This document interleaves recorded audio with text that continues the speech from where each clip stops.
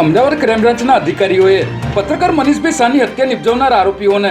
ગણતરીના દિવસોમાં ઝડપી લેવામાં સફળતા મેળવી છે, જેમાં પત્રકાર મનીષભાઈ શાહ પર રિવરફ્રન્ટ રોડ પર આવેલ બાપા લવલવીની દરગાહ પાસે ટુ વ્હીલર પર આવેલા બે અજાણ્યા ઈસમોએ છરીના ઘા મારીને જીવલેણ હુમલો કર્યો હતો, જે બાદ સારવાર દરમિયાન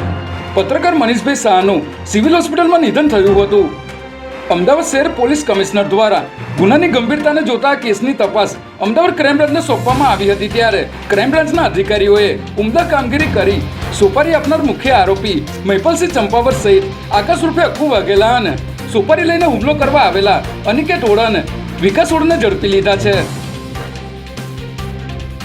મહત્વની વાત તો એ છે કે પત્રકાર મનીષભાઈ શાહ પર થયેલ હુમલાની ઘટનાનો બનાવ જે જગ્યાએ બન્યો હતો તે કોઈ પણ સીસીટીવી કેમેરા ન હતા.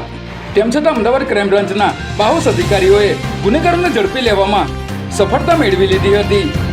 અમદાવાદ શહેરના police commissioner Shri GS Malik સાહેબના આદેશ મુજબ ક્રાઇમ બ્રાન્ચના IPS અજીત રંજન સાહેબ અને ડીવાયએસપી ભરત પટેલ સાહેબના માર્ગદર્શન હેઠળ PI VB આલ અને તેઓની ટીમ દ્વારા આ ગુનાની ઝીણવટભરી તપાસ કરવામાં આવી હતી, ત્યારે સુપારી આપી પ્લાનિંગ કરીને હત્યાને અંજામ આપનાર આરોપીઓને ગણતરીના દિવસોમાં ઝડપી લેવાતા પોલીસની પ્રજાલક્ષી અને સરાહનીય કામગીરી સામે આવી છે.